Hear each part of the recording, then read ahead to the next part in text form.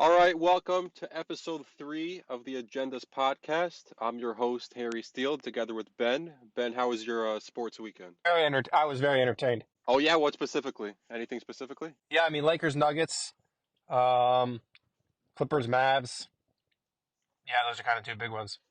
All right, well, let's get right into it. We're going to get into some basketball today, some football as well. Just a quick shout out if you haven't followed us on social media, we are at the Agendas Pod on TikTok, Instagram, YouTube, and Twitter. So give us a follow over there. But let's get right into it. We're going to start with some basketball. We had a couple of game ones. Game ones are always huge. People overreact to them. A team gets blown out in game one. The series is over. The season is over. They have to trade their entire starting lineup, et cetera, et cetera. So let's get into it. Let's see what's real. What do we think could turn around? And what are some changes some teams could make? So let's start with that Lakers Nuggets. Is probably the biggest game of the weekend. Ben, do you think the series is over? Should Lakers fans give up hope? Are the Nuggets just too good, too dominant, too good at executing in the clutch, or is there something the Lakers could do to turn the series around? I mean, I'm not going to point to any statistic or anything like that, but I watched that entire game, and the Lakers are not winning that series. I would be surprised if they won two games. Okay, and what do you point to the reason that the Nuggets are just so dominant over the Lakers, especially the Lakers team with LeBron James, Anthony Davis, Austin Reeves? They're healthy. There's no injuries. What's the reason that they just can't quite beat the Nuggets? The games seem to be competitive, through last year's playoffs, even the regular season matchups, and this game, the Lakers had a lead for a good chunk of it. But why can't the Lakers just get over that hump? I mean, I think number one, Nikola Jokic. I mean, if you watch that game, that guy was unguardable. That guy, every single possession going up Anthony Davis, or even if they're bringing help, he can just post up. Not even post up. I mean, just knock people down to the hoop. Like that guy's just a walking bucket. So the Lakers really had no answers for that, even with Defensive Player of the Year potential Anthony Davis. And then on the other end, Anthony Davis played as good as he's going to play. He's clearly the best player on that team. In what year 2024, he's clearly by far the best player on that team. And there's just not enough around him to keep up with the Nuggets. I think I agree with you. LeBron James in that first half played really well. He kind of, him together with Anthony Davis, it kind of took both them playing really well just to keep them in the game to get that lead. But Anthony Davis, I agree with you. He's going to play as well as he played as well as he's going to play in this series. I mean, he was absolutely dominant, especially in the fourth quarter, kind of just trying to keep them in the game. LeBron didn't really do much in the second half. The first half he played well. Second half he kind of seemed really passive. I don't know if you agree with me on that, but every time he got the ball, it seemed like he was just trying to look for a teammate to get rid of the ball. Wasn't really looking to score unless he was forced into it. It was kind of a weird thing you don't really see from LeBron, especially in a playoff game, a game of that magnitude. Sometimes he likes to go in game ones and just kind of snatch that. If a road team goes into the other team's house and snatches that game one, it can kind of turn a series. So I think it was a missed opportunity for the Lakers. They had a lead for a lot of the game. But I'm going to get into a little bit of a rant here about LeBron James and the Lakers fans. And the problem I have with Lakers fans and specifically LeBron fans is they'll do this. They'll do this every single year. Is LeBron's team, will be an underdog against some other team, and they'll start hyping themselves up, and they'll convince themselves that this year is different. LeBron's team is going to overcome, and if they overcome this series, he's going to be greater than Michael Jordan, et cetera, et cetera. And then it comes down to it, and they end up losing. Not that the series is over, it's 1-0, but they end up losing, and you already see the dominoes starting to fall. Everyone's blaming D'Angelo Russell shooting 1 for 10. And it's true, he didn't play well, but that is not how the NBA works.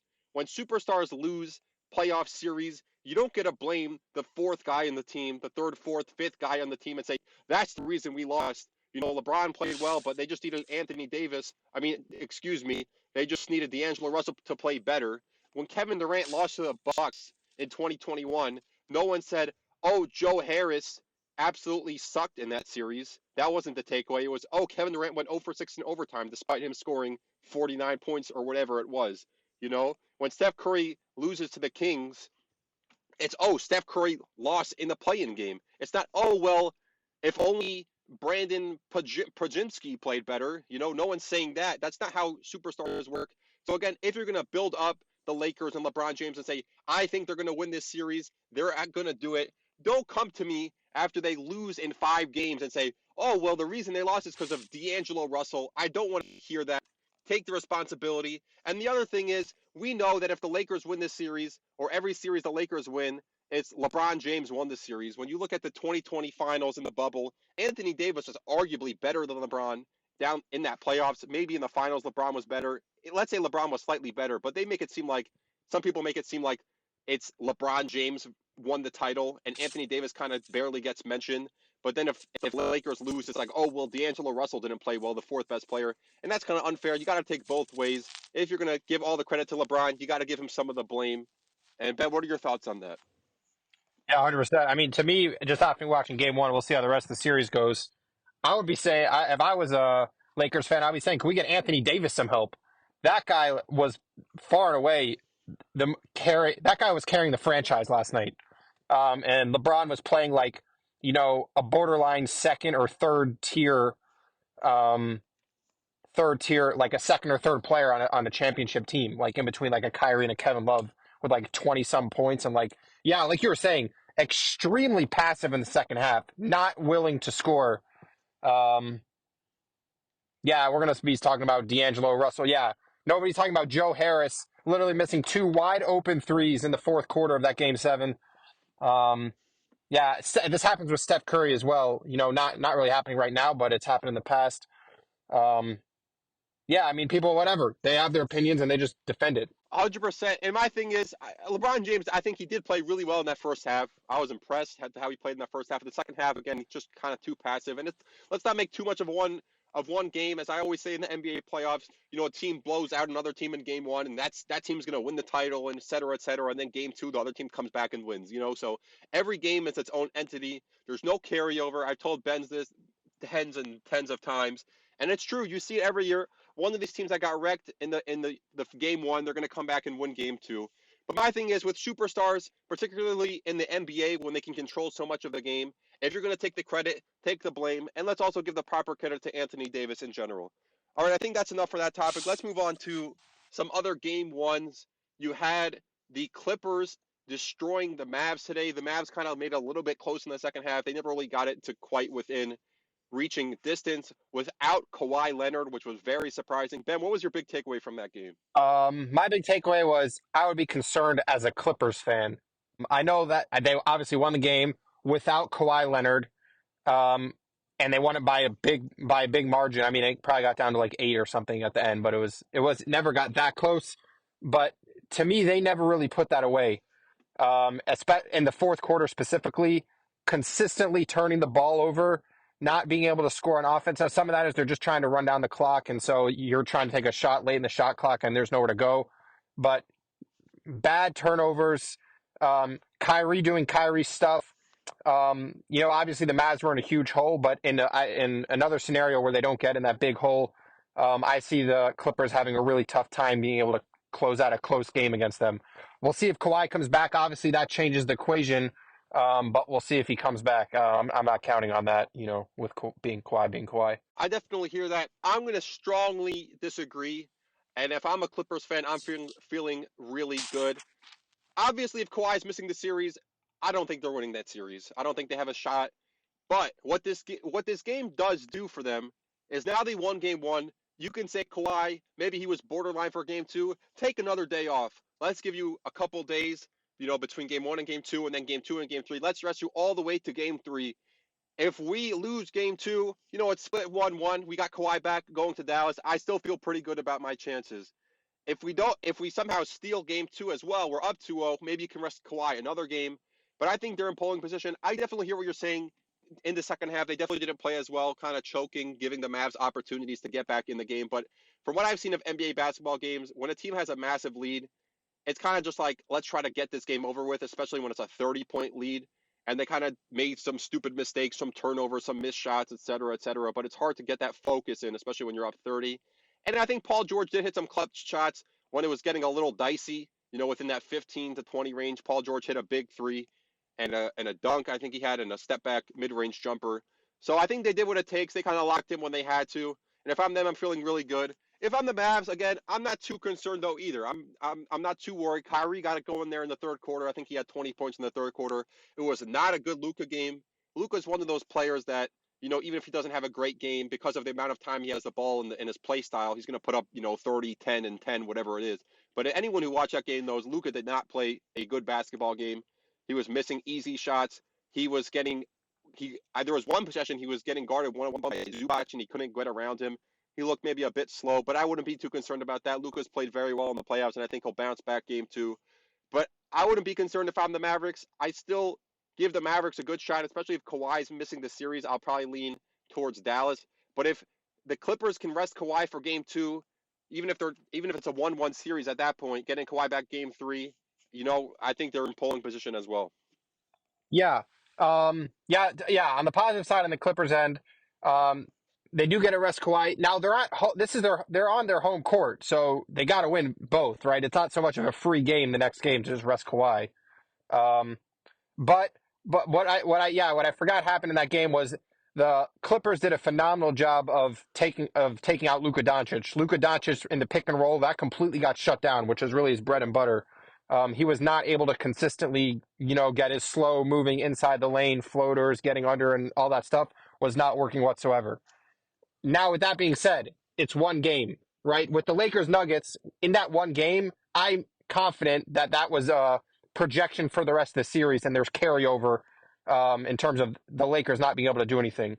In this series, in this game one, I just view this as one game, right? I don't think Luka's permanently shut down from what I saw. He's going to have multiple games where he puts up his 40 points efficiently, and they're going to get some wins. So I think this is probably going to be a 6 or 7 game series. I definitely agree with you on that. Yeah, the other thing about that Lakers game is Jamal Murray didn't even play well. It kind of felt like the Lakers had a 10-point lead. This was their game to steal. Anthony Davis playing great, and they didn't get it. So I feel a lot less confident than I do about, I'm not as concerned as I would be about this Clippers team And or the this Mavs Mavericks shot team. terribly from three, if I remember correctly. I'd have to look into that, but it's very possible. And the last game one I want to talk about is the Suns. Anthony Edwards kind of turned it on in the second half, was talking some trash to Kevin Durant. I think he had 33 points. They got some contributions from Nickeil Alexander-Walker. And it was a big game one win. Honestly, I was a bit surprised. The Suns won all three matchups in the regular season pretty handily. We haven't seen anything, like this, the reverse, where the Timberwolves kind of turned it on and the Suns just couldn't quite do it. Devin Booker was horrendous. He shot a terrible percentage. He's definitely got to be better for game two. The Suns are kind of a top-heavy team with the Durant, Beal, and Booker. So in this game, Durant played well, I thought. I thought he was making his mid-range jump shots.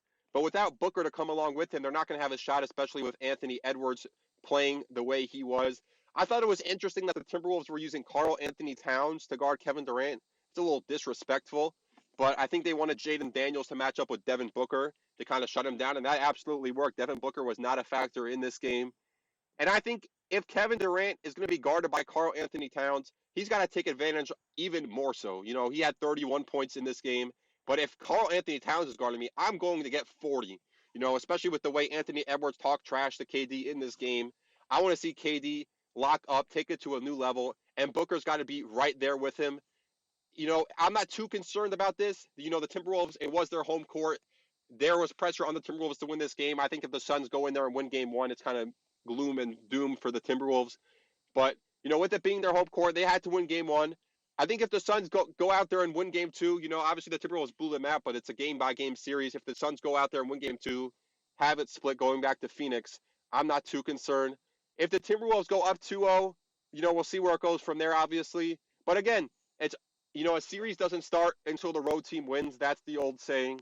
So even if the Timberwolves go up 2-0, I'm not losing hope completely in Phoenix, but I think game two is a big game, and Phoenix has to come together and at least put up a fight. Yeah. I mean, I did miss this game. I didn't get an opportunity to watch it. But so I really can't really compare and contrast in terms of what this game looked like versus what the regular season games look like, and to see if there was a massive, difference in what an effort level or something like that for Minnesota. But with the amount of success that the Suns have had against Minnesota throughout the regular season, I would not be too concerned at this point. I would still, this is anyone's series to take. 100%. And just to let you guys know, we are recording after Clippers Mavericks Sunday night. I think the last time I checked, the Bucks were up by 20 points without Giannis, so that's something to keep an eye on. But we'll get into that a different day. Let's move on to some NFL. we haven't had a chance to talk some NFL yet on this podcast, but with the NFL draft coming up on Thursday, we're going to break some things down. After the NFL draft, we'll probably give a quick recap of how things go. And, once it gets to the NFL season, that'll be more of a bigger topic. But with NBA playoffs going on, obviously that's going to be the predominant thing that we talk about. But, Ben, I wanted to get your thoughts on some quarterbacks. Obviously, the big story of this draft is the quarterbacks that are going to go in the first round. Maybe it's going to be 5, maybe it's going to be 6, but predominantly the top 3 with Caleb Williams, Drake May, and Jaden Daniels. And some people are saying maybe JJ McCarthy slips into that top 3. Obviously, Jim Harbaugh keeps hyping him up as his former coach at Michigan. Michael Penix has been brought up. I remember people were talking about Michael Penix top 2, and then he had that national championship game where he didn't look so good, and now he's kind of fell down. But maybe he's going to slide back up. You never know. Crazy things can happen on draft day. But Ben, what are your general thoughts on the quarterback class? I mean, obviously, everyone's got Caleb Williams number one. Personally, I just hate his personality. So that's just personal preference in terms of just some of the, it's just, there's not really a logical thing. I just don't like it. So I'm not really going to try to make a logical argument there, but just kind of his arrogance and his nonchalance in terms of, trying to, in terms of somebody who's going to come in and be a CEO, leader of a franchise guy. I think he's going to struggle with that aspect of it, and will, obviously, depending on how his play goes, if he's playing well, nobody cares. If he's got some lumps in year one, that might become more of a conversation. So that to me is the hiccup for him. And then I'm Drake May over Jaden Daniels all day. Pocket passer. I think somebody who can do that at the highest level, make reads, get the ball out quick, strong arm, is the pinnacle of what, that's the highest ceiling of what you can do as a quarterback. So that's where I would take my shot if I was Washington. Washington at number 2. Um, and I guess the other thing, Penix seems to be, he's not even discussed really as in this conversation, this top tier, which to me is a little surprising, just the way he's described with a cannon of an arm, can make reads, very athletic. So I'm not sure exactly why he's not in that top tier, but he seems to be firmly out of that. So that's kind of my, 3 points of what I think about. 100%. Now, Penix is interesting. From what I've heard of him, it kind of seems like a Tua plus. And if I'm a Seattle Seahawks, I don't know exactly where they pick in the 15 range, or if I'm the Miami Dolphins. If I'm the Miami Dolphins, there is no circumstances under which I'm paying Tua Tagovailoa $50 million. He's just not that caliber of quarterback. He's nice. He's a solid quarterback when you're not paying him that much. But if Mike McDaniels pays him $50 million, I would be surprised, and I don't think they should do that. So this might be a good opportunity for them. Go get Michael Penix. He might be a stronger armed to he can't move around maybe as much. That's the knock on him in the NFL. Everyone loves the mobile quarterback these days. But in the Mike McDaniels offense, a Tua with a stronger arm doesn't seem like a bad option to me, especially when you don't have to pay them. When you're paying Tyreek Hill. I'm not sure if they're paying Jalen Waddle yet, but they will be at some point. So that's something to look into. And then for Seattle as well, you got the receivers, you got Tyler Lockett, you got DK Metcalf, you got Jackson Smith, Najigba. I would go get a Michael Penix. Geno Smith is nice. It's a good story. It's a feel-good story, but you're not getting anywhere with him. He's kind of a first-round ceiling from my perspective. I don't see him going much farther than that. So go take a shot at Michael Penix, a team without massive glaring needs and a team that needs a boost. But I want to get into Caleb Williams. Caleb Williams, I think the expectations have to be sky high, especially you have a Bears team this year.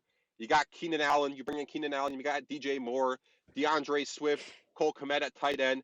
This has got to be one of the best situations a first overall pick has ever been taken into. And with all the hype around Caleb Williams, it's been going on for a couple years at this point. People are saying this is the next guy. He's the next superstar.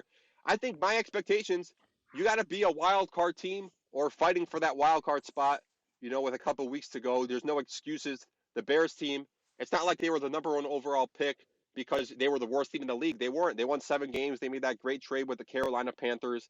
But, Ben, what would be a successful year for Caleb Williams in terms of statistically and in terms of team success? Right. No, I totally agree with you on the situation. Very strong situation, unproven. Or I don't know if unproven is the right word, but he does not have that ceiling at offensive coordinator. So you can put all the weapons around if you want. If the guy calling the shots isn't on that level, to me that just takes away from the situation. But overall, it is a very strong situation. I honestly, I would they should be in the conversation for that division. I don't see anybody in that division winning more than 10 games. I think, The and Lions? I forgot the Lions were in that division. I was thinking of the Packers.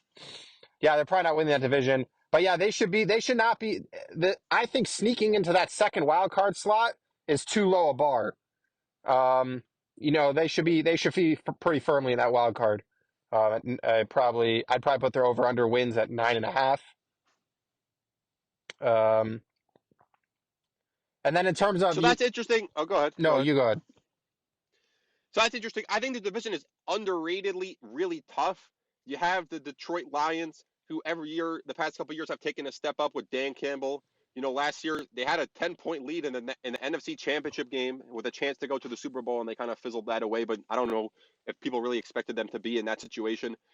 The Green Bay Packers are a team to watch out for. I disagree with you. I think they're going to win more than 10 games as well, with Jordan Love kind of taking that next step. They destroyed the Cowboys in the playoffs last year on national television. They might have found their third quarterback in a row. The Packers know how to pick those quarterbacks.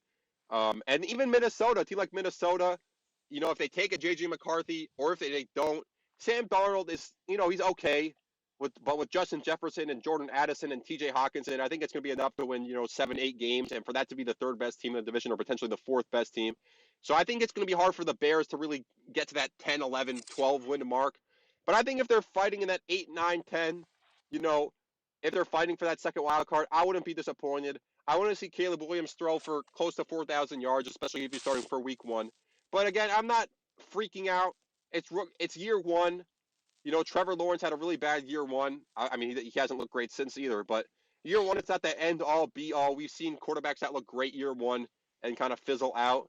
So I'm not putting too much pressure on it, but I definitely want to see, from a quarterback with this much hype, I want to see him do some things. I want to, put some pressure on him, see what it can do with these weapons, with the running back, with the tight end, with the defense that's been much improved, with the training for Montez Sweat.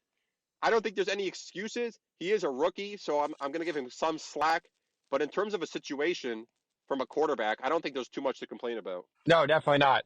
Yeah, I think the expectation there for me is really just a level of consistency. There should be a baseline level of consistency week in and week out. 100%. And he's definitely going to be an upgrade over Justin Fields, in my opinion. Everyone loves Yeah, I the mean for mobile sure. quarterback.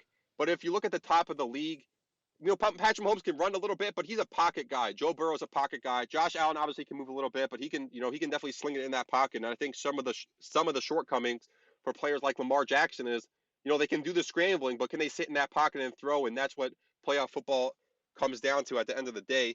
I want to get into some specific teams. Let's start with the Patriots. The Patriots have the third overall pick.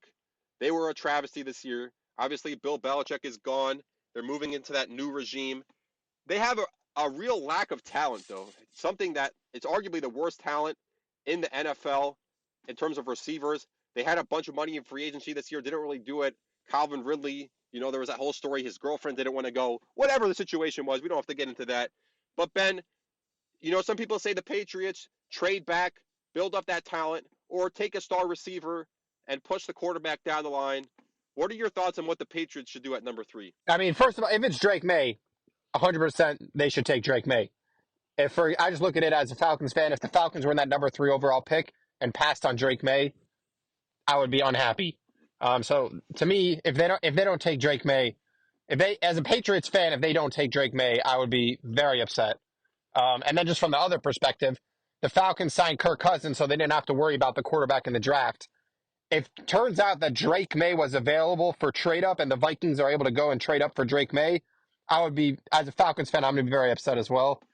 Kind of jumped the gun there with Kirk Cousins. I'm not, whatever. You could look at it different ways. You didn't know this was going to happen. But to me, Drake May is a absolute no brainer. Um, but honestly, Jaden Daniels, I'm taking Jaden Daniels too. I mean, if it's Jaden Daniels there, then depending on the haul you can get back, if you can get a Trey Lance type of haul back, um, considering the Patriots are completely devoid of talent, that's something that I would consider. So that's interesting. For me, I think I agree with you. I'm definitely smashing that quarterback position. Now, if I really don't believe in the guy, the dream scenario is you do something with the Texans did a couple years ago, with Bryce Young traded out of that number one pick. Did they trade out of the number one pick? Or what the Bears did a couple years ago, where they had the number one overall pick. They traded out, and that now they got Caleb Williams, a year later, and everything kind of works out for them. And then the Texans get C.J. Stroud and screwed over. It's Go ahead. interesting because the reason that trade worked is because they traded they got the Carolina's first round pick the next year, and the reason that worked out is because Carolina was terrible.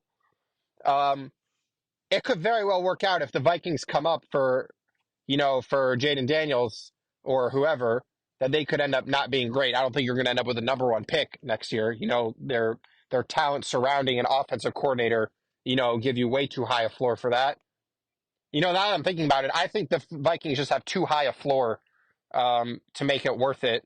You're not going to be coming in the next year with the top four pick. The Vikings are going to be some level of decent. I agree with you, and I think you definitely have to value which team is trading up and what their pick potentially could look like in the future. Obviously, the Panthers were horrendous, so they got the number one overall pick, and it worked out very nicely.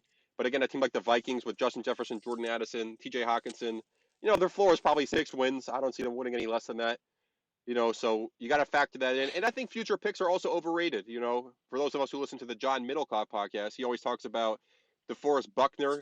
The Niners traded DeForest Buckner because the Colts are like, we'll give you number 13 overall. And they're like, all right, we'll do that. 13 overall, that's a great value for DeForest Buckner. And then they go up to 13, and eventually you got to pick the guy. It's all nice and theoreticals, but eventually you got to get up to the podium and choose who you want to pick. And they picked Javon Kinlaw, who's been an absolute bust.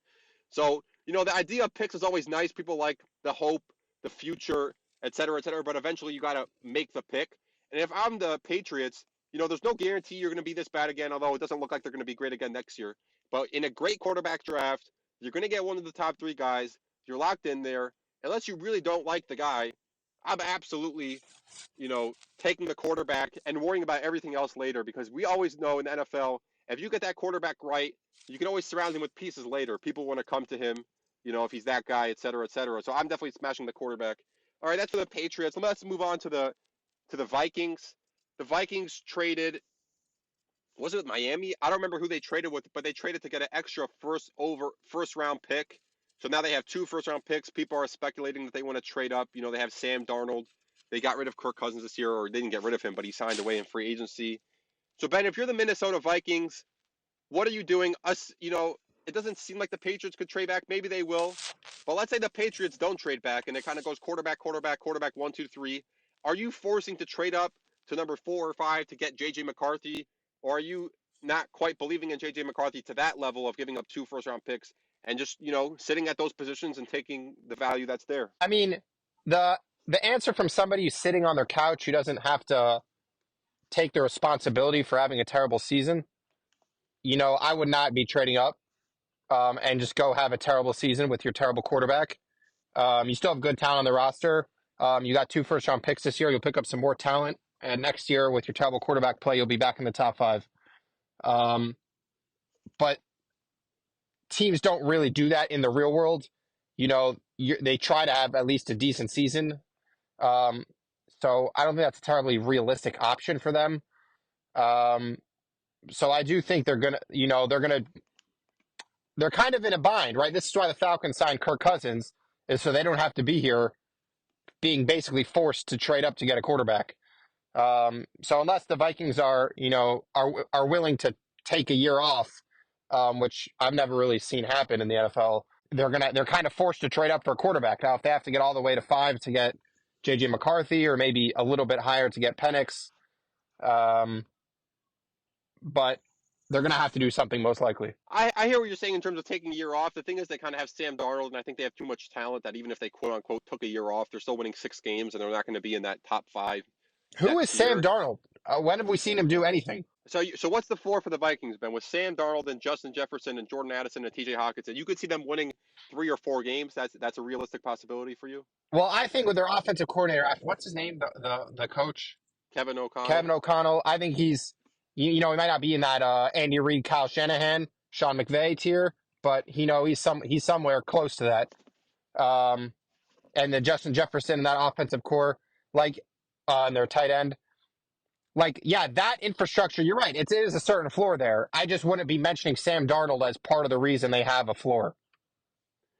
Well, the only reason I mentioned Sam Darnold is, I guess you could say there's no stability there. It's more than like having, some like non-playable quarterback, but the guy's like he's gonna actively lose you games. Like it's more than a Mac Jones for me. More He's than a shown more Desmond than that. Ritter. He had that year with more than a Desmond Ritter, exactly.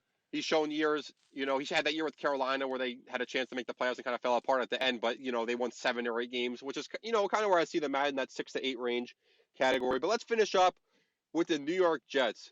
Now, the New York Jets are an interesting team. Aaron Rodgers tore his Achilles last year. Obviously, everyone knows he missed a year, and he's coming back this year. It seems like they're kind of in a 1 year window of winning it all. Robert Saleh is probably concerned that he's going to get fired after this year, so he's just like, let's move all the chips into the middle of the table.